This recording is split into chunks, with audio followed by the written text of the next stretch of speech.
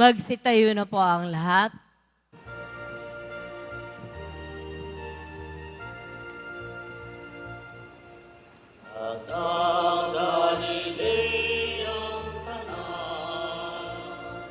Ang inyong pinamamasdan, umakyat sa kalangitan, ay magbabalik dirahan. Alleluia, siya'y awit na. Alleluia, Alleluia, siya'y awit na. Alleluia, Alleluia, Alleluia, siya'y awit na.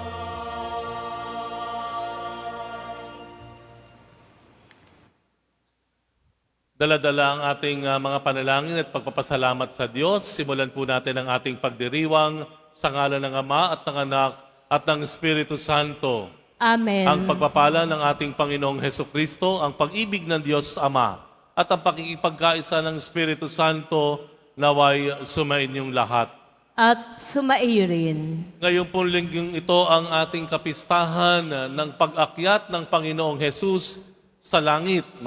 Pagkatapos po niyang muling mabuhay, ito naman po ay naalala po natin na siya ay umakyat kung saan po siya nanggaling, sa kaharian ng Diyos. Ganon din naman po ang linggong ito, atin pong ipinagdiriwang ang World Communication Sunday.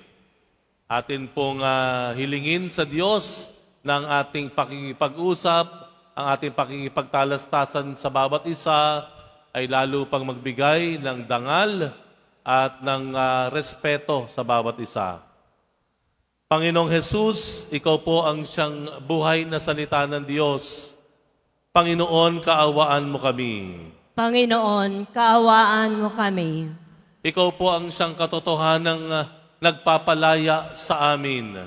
Kristo, kaawaan mo kami. Kristo, kaawaan mo kami. Ikaw po ang pagkaing nagbibigay buhay.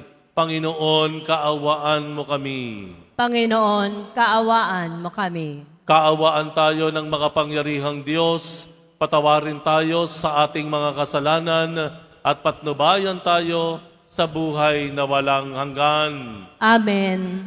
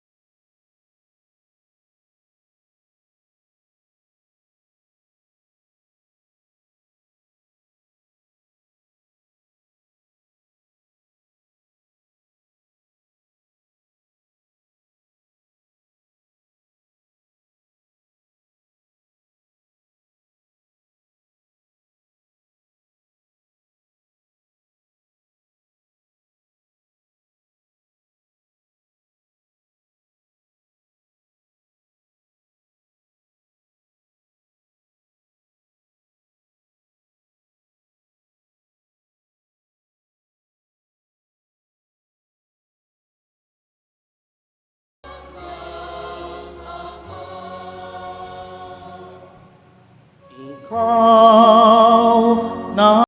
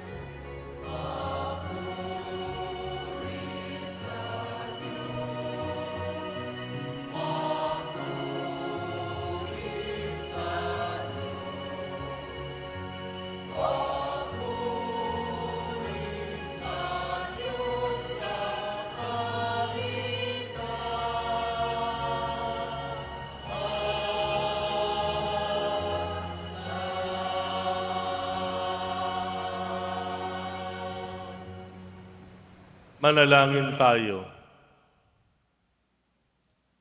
Ama naming makapangyarihan, gawin mong kami ay magkaroon ng banal na kagalakan at makapagdiwang ng may utang na loob sapagkat ang iyong anak na aming manunubos ay siyang tagapaghanda ng aming pananahanan ng kanyang pinanggalingan upang kami panguluhan at kanyang tinunguhan upang maging pag-asa kailanman ng sambayanan niyang kanya ring katawan bilang tagapamagitan kasama ng Espiritu Santo magpasawalang hanggan. Amen. Magsiupo muna po ang lahat. Pagbasa mula sa mga gawa ng mga apostol. Mahal na Teopilo, isinalaysay ko sa aking unang aklat ang lahat ng ginawa at itinuro ni Jesus buhat sa pasimula hanggang sa araw na siya'y umakyat sa langit. Bago siya umakyat, tinagubilinan niya sa pamamagitan ng Espiritu Santo ang mga apostol na kanyang hinirang. Pagkatapos ng kanyang pagbabata, maraming ulit siyang napakita sa kanila. Sa gayon, napatunayang siya'y buhay. Napakita siya sa kanila sa loob ng 40 araw at nagturo tungkol sa paghahari ng Diyos. At samantalang siya'y kasakasama pa nila, kanyang tinagumilinan sila. Huwag muna kayong aalis sa Jerusalem. Hintayin ninyo roon ang ipinangako ng Ama na sinabi ko sa inyo. Nagbinyag nga sa tubig si Juan, ngunit di magtatagal at bibinyagan kayo sa Espiritu Santo. Kaya't nang magkakasama-sama si Jesus at ang mga alagad, nagtanong ang mga ito, Panginoon, itatatag na po ba ninyong muli ang kaharian ng Israel? Sumagot siya, ang mga panahon at sandali ay itinakda ng Ama sa kanyang sariling kapangyarihan at hindi na kailangan pang malaman ninyo kung kailan iyon. Ngunit bibigyan kayo ng kapangyarihan pagbaba sa inyo ng Espiritu Santo at kayo'y magiging mga saksi ko sa Jerusalem, sa buong Judea at sa Samaria at hanggang sa dulo ng daigdig. Pagkasabi nito, siya'y iniakyat sa langit, samantalang nakatingin sila sa kanya at natakpan siya ng ulap. Habang sila'y nakatitig sa langit, 2 lalaking nakaputi ang biglang tumayo sa tabi nila. Mga taga-Galilea, sabi nila, bakit kayo narito't nakatingala sa langit? Itong si Jesus na umakyat sa langit ay magbabalik tulad ng nakita ninyong pag-akyat niya. Ang salita ng Diyos. Salamat sa Diyos. Habang umaakyat ang Diyos, ang tambuli tumutunog. Habang umaakyat ang Diyos, ang tambuli tumutunog. Magdiwang ang lahat ng mga nilikha. Pumalakpak kayong may awit at tuwa bilang pagpupuri sa Diyos na dakila. Ang Diyos na poon kataas-taasan ay dakilang haring dapat katakutan. Siya'y naghahari sa sangkatauhan. Habang umaakyat ang Diyos, ang tambuli tumutunog. Umakyat sa trono ang Panginoong Diyos. Hatid ng tambuling, malakas ang tunog. Masayang sigawan ang ipinansuob. Purihin ang Diyos, siya ay awitan. Awitan ang hari, siya'y papurihan. Habang umaakyat ang Diyos, ang tambuli tumutunog. Ang Diyos siyang hari ng lahat ng bansa. Awit at purihin ng mga nilikha. Maghahari siya sa lahat ng bansa, magmula sa tronong banal at dakila. Habang umaakyat ang Diyos, ang tambuli tumutunog.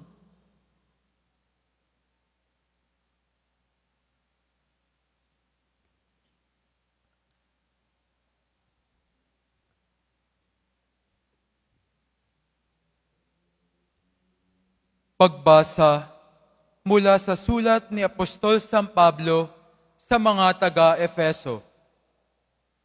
Mga kapatid, hinihiling ko sa Diyos ng ating Panginoong Hesukristo, ang dakilang Ama, na pagkalooban niya kayo ng espiritu ng karunungan at ng tunay na pagkakilala sa Kanya. Naway liwanagan ng Diyos ang inyong mga isip upang malaman ninyo ang ating inaasahan sa Kanyang pagkatawag sa atin. Ito'y ang kaluwalhatiang inilaan niya sa Kanyang mga hinirang at ang walang hanggang kapangyarihan niya sa atin na mga nananalig sa Kanya. Ang kapangyarihan ding iyon ang muling bumuhay kay Kristo at nagluklok sa Kanya sa kalangitan, sa kanan ng Diyos. Kaya't nasa ilalim ng kapangyarihan ni Kristo ang lahat ng paghahari, kapamahalaan, kapangyarihan at pamunuan. Higit ang Kanyang pangalan kaysa lahat ng pangalan, hindi lamang sa panahong ito, kundi pati sa darating.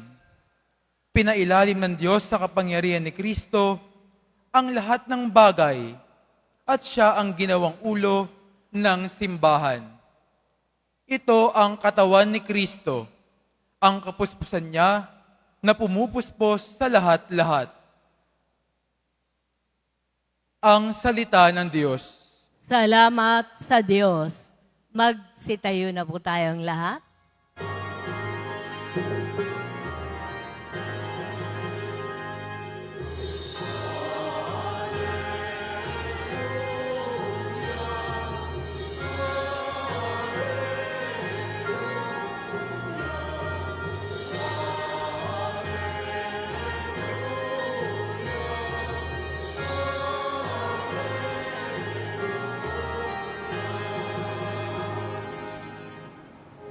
Humayo kayo't magturo kayo, palagi kasama ko, hanggang sa wakas ng mundo.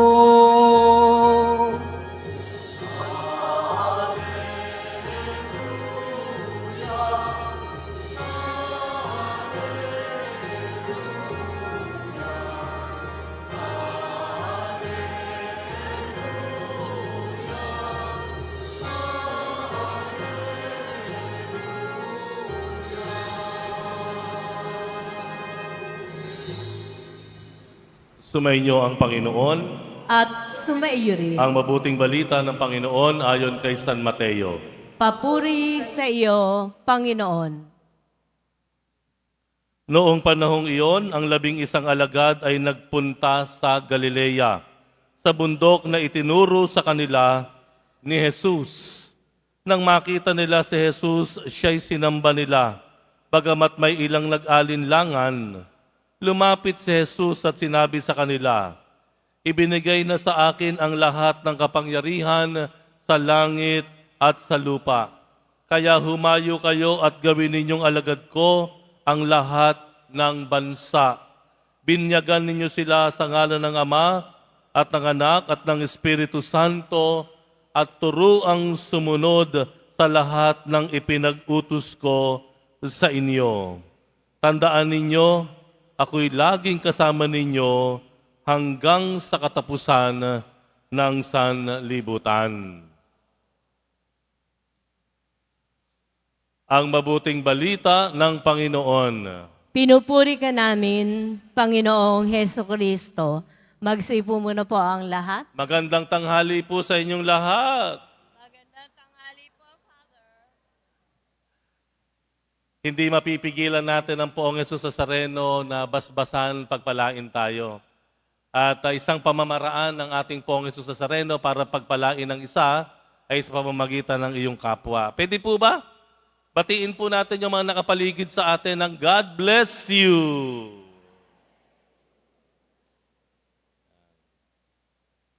Tingnan ninyo, nung sinabihan niyo ng God bless you, bigla kayong pinaypayan din. Kanina, ganun lang yun eh. Nung nag-God bless sa inyo, papayan na tuloy kayo ngayon. Ano po? Ano po yung isang bagay na laging hangarin ng tao, mulat mula pa, hinahangad ng tao, masidhing kagustuhan ng tao? Sa tingin po ninyo, kapangyarihan, power. Sabihin nyo nga, power. Ayan. Kaya po nung mga nakaraang mga taon, laging patok sa takilya sa mga sinehan, yung mga pelikula ng mga superheroes. Pansinin niyo po yan, no? Pansinin niyo po yan. Mga superheroes. Nandyan si Iron Man, Spider-Man, Aquaman, Avengers. Di po ba? Sikat yan, patok yan, walang nalugi. No? Bakit? Kasi, maraming dahilan. Dahil minsan gusto nating makapag-relax ng kaunti sa mga balitang hindi maganda, manonood ka ng sine, gusto mo yung mga ganon, yung mga superheroes. No? At minsan gusto rin natin na yung mga pelikula ba ng mga kwento na nananalo ang kabutihan laban sa kasamaan. Mas maganda, it warms the heart, ika nga po. Pero may isang dahilan din. Bakit nagugustuhan ng tao ngayon ang mga superheroes? Dahil marahil, kahit papaano, in our fantasy, gusto nating makamtan o magkaroon ng kaparehong superpowers. Di ba? Mulat-mula pa, bata pa lang tayo, we dream of superpowers. No? Like for example, no? Si Darna, halimbawa, di ba? Yung iba sa inyo gustong maging Captain Barbell, gustong maging... pero meron gusto maging Darna. Bakit? Kasi alam ni Darna kung nasaan yung bato. Di ba? Alam ni Darna eh. Alam niyo ba kung nasaan yung bato? Ding. Kaya sabi ni Darna, ding ang bato. Ayun. So alam na natin kung nasaan yung bato. Ding lang po yan. Ayan, ano? Alam po ninyo, kung may kapangyarihan man ng mundo, hindi yan ang gusto ng Panginoong Jesus na uri ng kapangyarihan. Hindi. Not the superpowers that we see from our superheroes. Hindi po. Alam niyo kung bakit? Kung nasabi iyon, kung gusto po niyang ipakita talaga yung kapangyarihan na mayroon ng mundo, yung mga tumutuligsa nung panahon niya, in a snap of a finger, mapipipi yan. Sa lahat ng umuusig sa Panginoon, in a snap of a finger, biglang mawawala yan. Di po ba? Meron ngang minsan nagsabi sa kanyang alagad, Panginoon, puksain mo na yung lugar na iyan. Wag. Si San Pedro, ano sabi ni San Pedro? Nung uhulihin si Jesus, kinuha yung tabak, tinagpas yung tenga ng kawal. Pedro, ano ka ba? This is not my kingdom. This is not the power that I have for you. Malinaw po? Bagamat ngayon, nakita niyo naman po, nag-aagawan sa kapangyarihan. No? Kabi-kabila. Kailangan ng kapangyarihan because power means security. Power means fame, being famous. Power means being in control sa mundong ito, but hindi po yan ang kapangyarihan na ninais ng Panginoon. Tingnan niyo po yung Ebanghelyo. Balik tayo sa binasa kong Ebanghelyo. Ano sabi ng Panginoon? Ang sabi niya, ibinigay na sa Kanya ang kapangyarihan sa langit at sa lupa. Ibinigay nino ng Ama. Kanino? Kay Jesus. Anong kapangyarihan iyon? Not the power that we know in this world. Not the power that the world clamors and craves for. Hindi. Anong klaseng kapangyarihan? Tingnan niyo po yung sumunod na sinabi. Ano sinabi ng Panginoon na sumunod? Ang sabi niya, bumaling sa kanyang mga alagad at ang sabi niya, binyagan niyo ang tao, ang mundo sa ngalan ng Ama at ng Anak at turuan ninyong sumunod sa mga ipinag-uutos ko. That simply means na ang kapangyarihan ng Diyos na gusto niyang ibigay sa atin ay ang kapangyarihan na maglingkod. Kapangyarihang tumulong sa kapwa. Kapangyarihang dumamay sa kapwa. Kapangyarihang tulungan ng ating pamayanan na maging maayos, tulungan ng ating pamayanan na maging malinis, mapayapa, ligtas. Tulungan ang ating bayan na makaahon at makabangon. Yun po. Yun ang kapangyarihan. That's the power na gusto ng Panginoon para sa atin. Ibinigay na in fact sa atin. Meron tayong kapangyarihan na.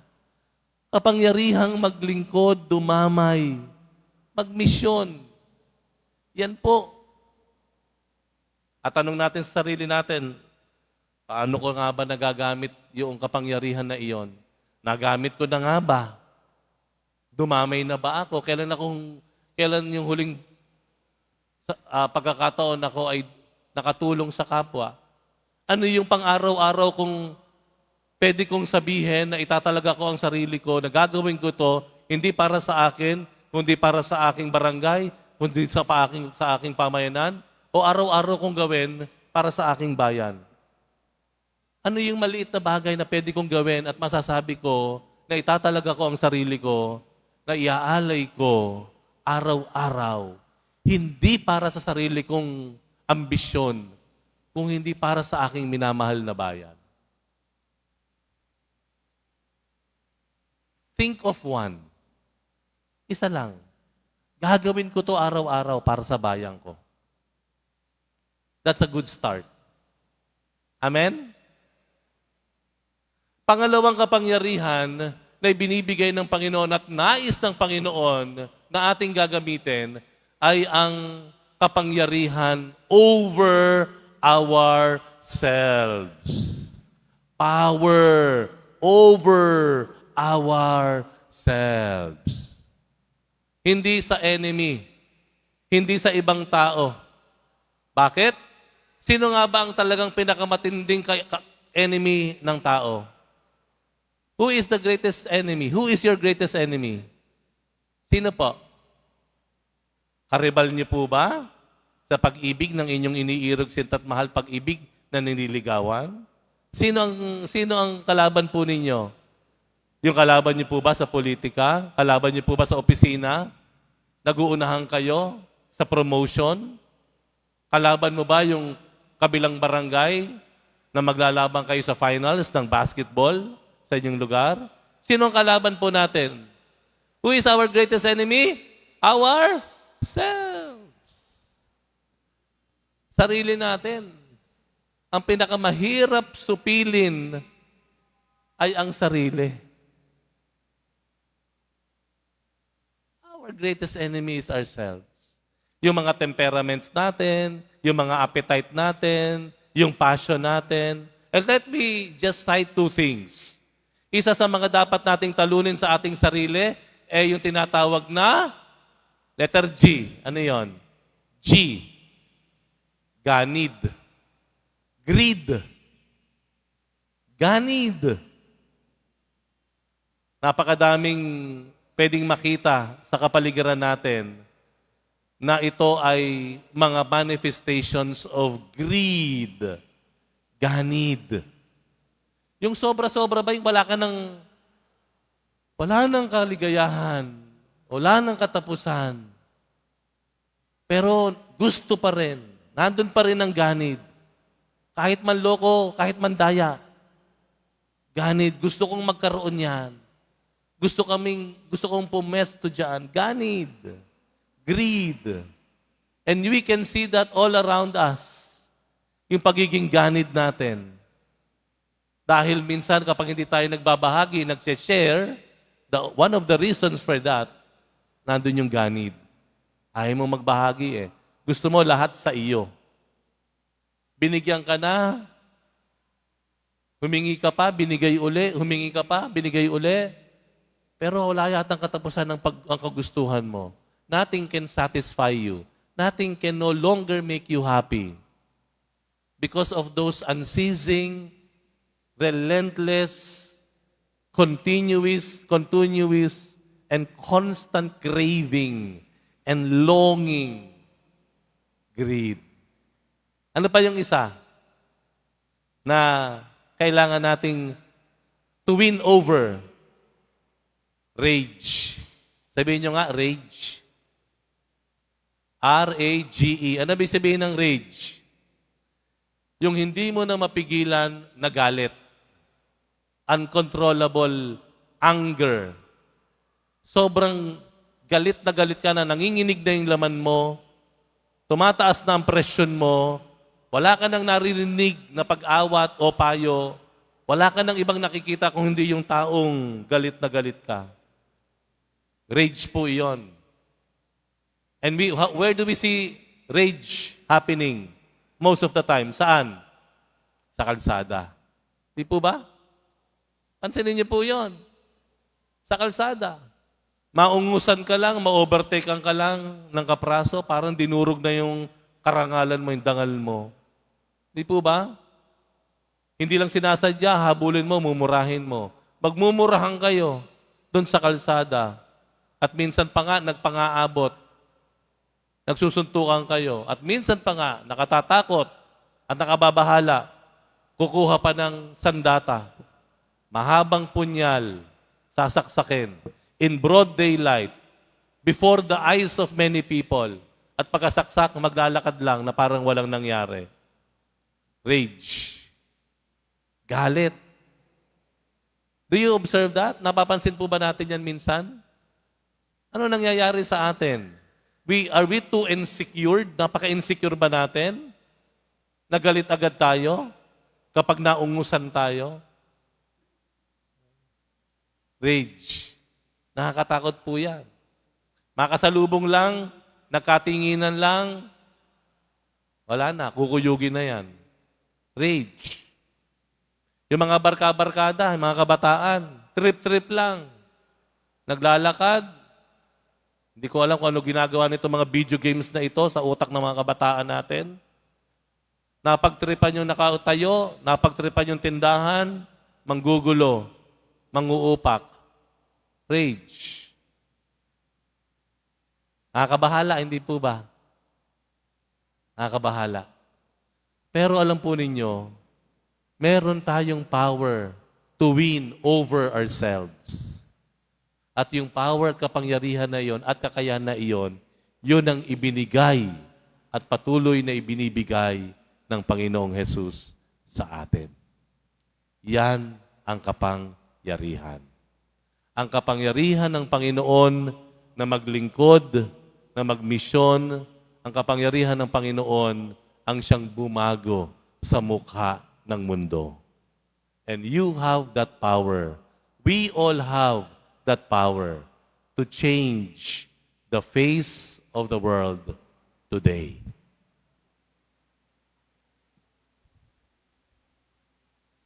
Magsitayo na po ang lahat.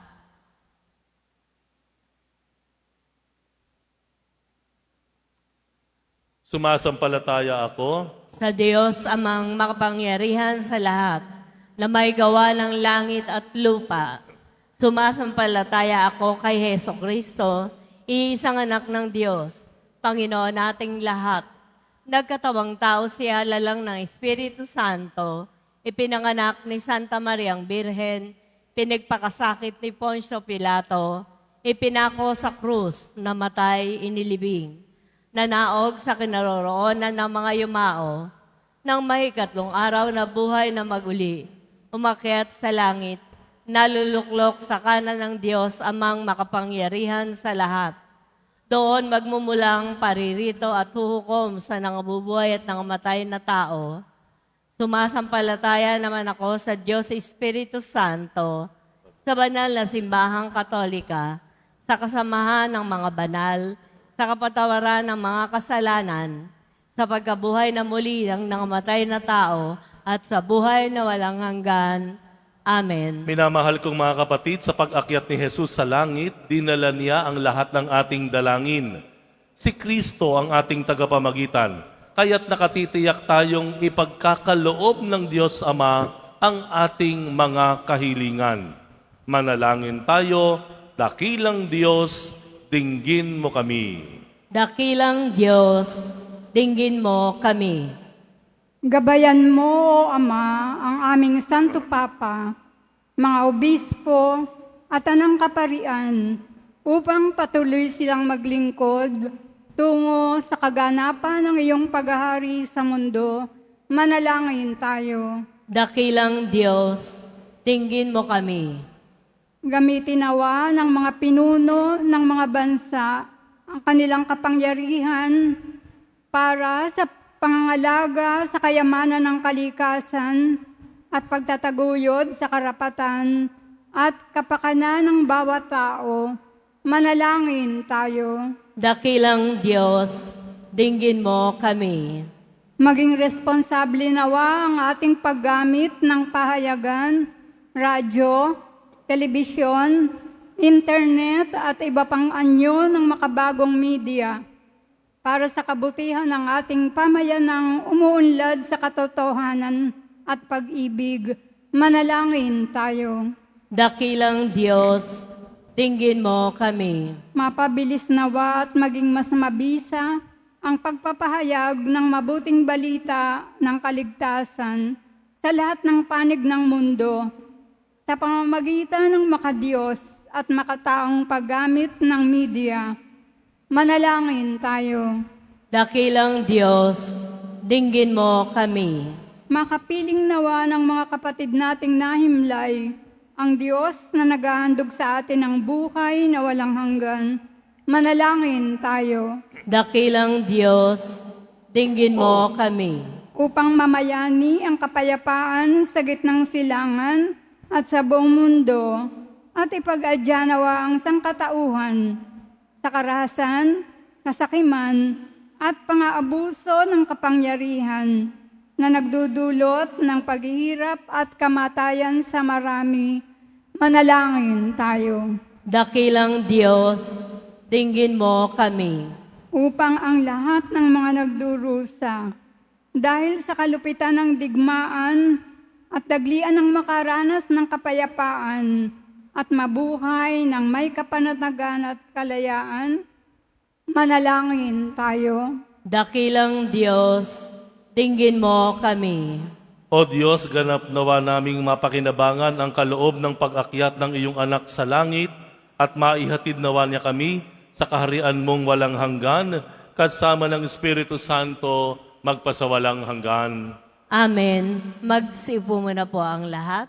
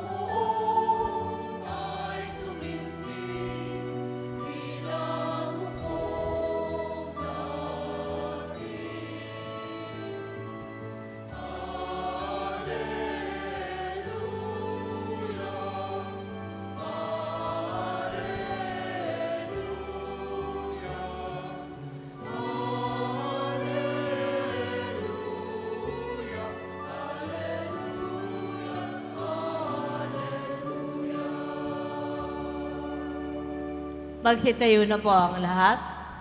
Manalangin kayo mga kapatid upang ang paghahain natin ay kalugdan ng Diyos amang makapangyarihan. Tanggapin nawa ng Panginoon itong paghahain sa iyong mga kamay, sa kapurihan niya at karangalan sa ating kapakinabangan at sa buong sambayanan niyang banal. Ama naming lumikha pakundangan sa pag-akyat ng anak mong mahal, ginaganap namin ang paghahain ng may kapakumbabaan at ipagkaloob mong sa ganitong pagpapalitan ng mga kaloob mo at ng aming mga alay, kami ay makasalo sa pagkabuhay at pag-akyat sa kalangitan. Sa pamamagitan ni Hesukristo, kasama ng Espiritu Santo, magpasawalang hanggan. Amen. Sumainyo ang Panginoon. At sumaiyon. Itaas sa Diyos ang inyong puso at diwa. Itinaas na namin sa Panginoon. Pasalamatan natin ang Panginoong ating Diyos. Marapat na siya ay pasalamatan. Ama naming makapangyarihan, tunay ngang marapat na ikaw ay aming pasalamatan sa pamamagitan ni Hesukristo na aming Panginoon. Noong siya'y muling nabuhay, siya'y nagpakita sa mga alagad niyang mahal. Samantalang siya'y kanilang kapisan, siya'y umakyat sa kalangitan. Sa kanyang pagluklok sa kanang kamay mo, kaming mga kapwa niya'y di na rin iba sa iyo. Kaya kaisa ng mga anghel na nagsisiawit ng papuri sa iyo nang walang humpay sa kalangitan, kami nagbubunyi sa iyong kadakilaan.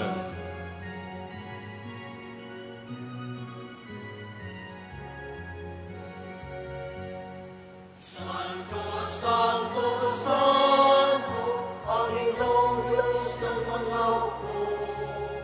Napupuno ang langit at lupa ng kadakilaan mo. Hosana, Hosana, Hosana, Hosana, Hosana, sa kaitaasan. Pinagpalarang na parinito sa ngalan ng Panginoon. Hosana, Hosana, Hosana, Hosana, Hosana, sa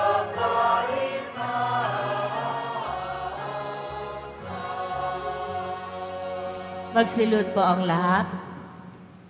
Ama naming banal, ikaw ang bukal ng tanang kabanalan, kaya't sa pamamagitan ng iyong Espiritu, gawin mong banal ang kaloob na ito upang para sa aming maging katawan at dugo ng aming Panginoong Hesukristo.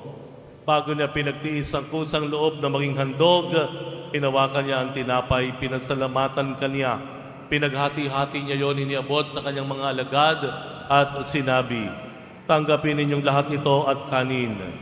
Ito ang aking katawan na ihahandog para sa inyo."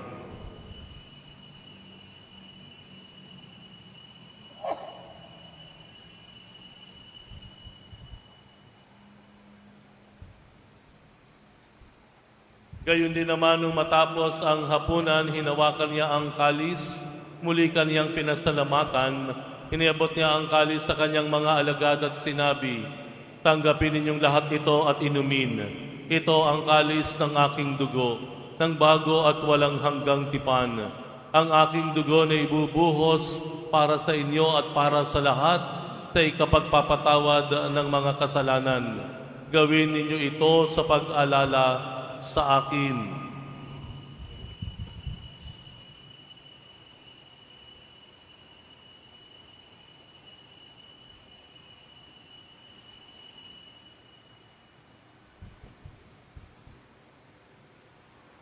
Magsitayo na po ang lahat. Ang misteryo ng pananampalataya.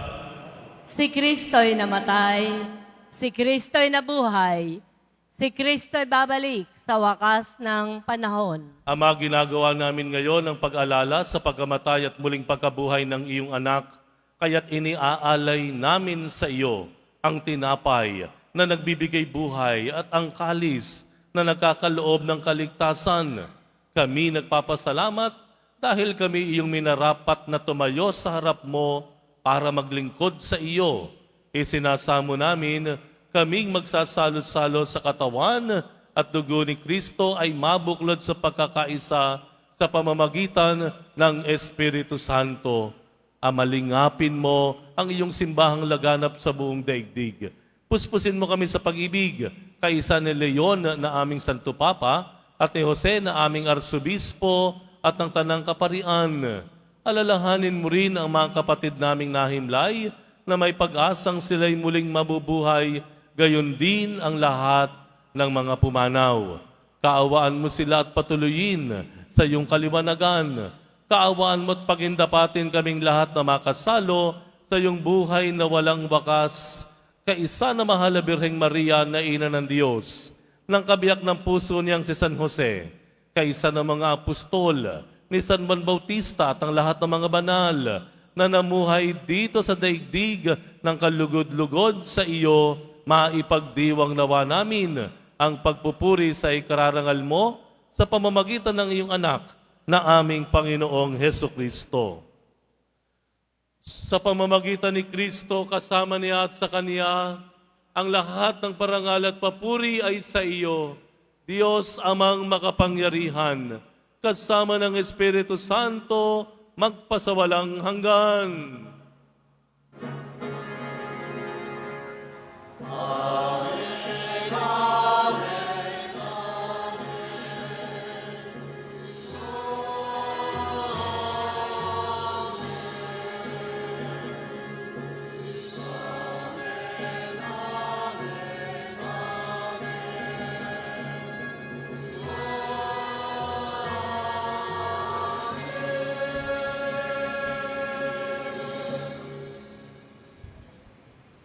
Tinuruan tayo ng Panginoong Hesus at tumawag sa Diyos bilang ating Ama. Kaya po ipanalangin po natin at pagsumikapan po natin na magawa nating ituring ang iba bilang ating pinagmamalasakitan at iginagalang na kapatid.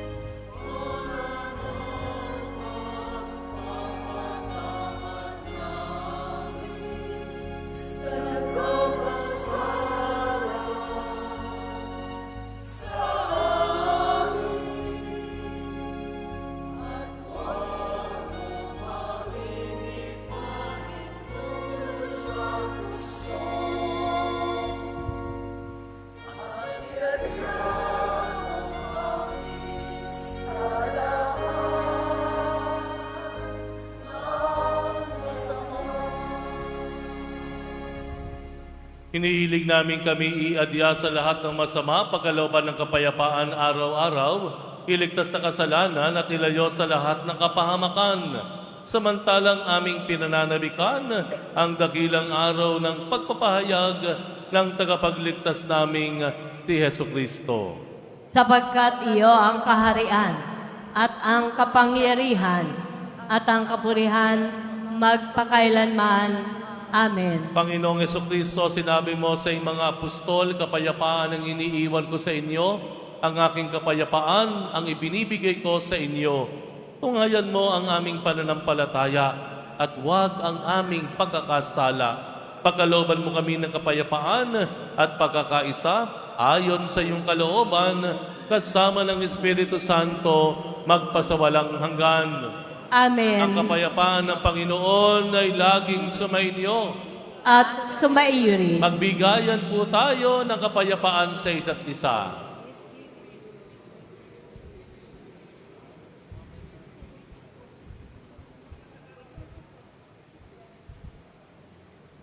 Kordero ng Diyos na nag-aalis ng mga kasalanan ng sanlibutan, maawa ka sa amin. Kordero ng Diyos na nag-aalis ng mga kasalanan ng sanlibutan, maawa ka sa amin.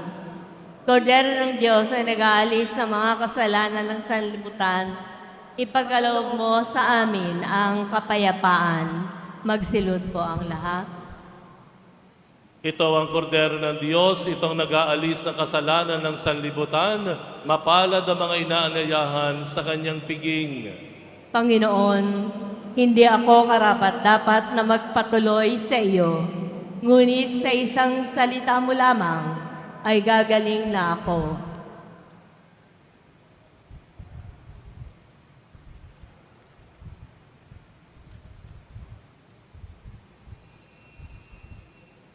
Para po sa lahat ng tatanggap ng banal na komunyon, sasagot po tayo ng amen. Pagkasabi po ng pari o ng lay ministers ng katawan ni Kristo, at isubo po agad sa bibig bago mali sa harapan ng pari o ng lay ministers.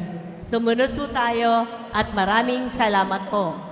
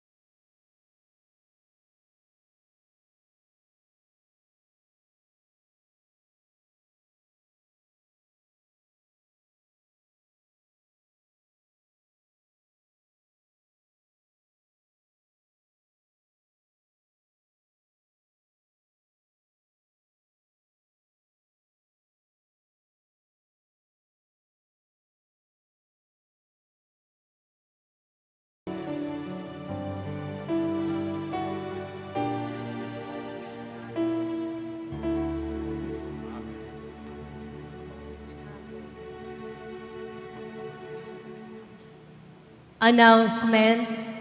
Ngayon po ay pinagdiriwang natin ang Pandaigdigang Araw ng Communication o World Communication Sunday. At kaugnay po nito, magkakaroon po tayo ng second collection para suportahan ang apostolado ng social communications pang-archidiocesan at pambansang level. Tumulong po tayo.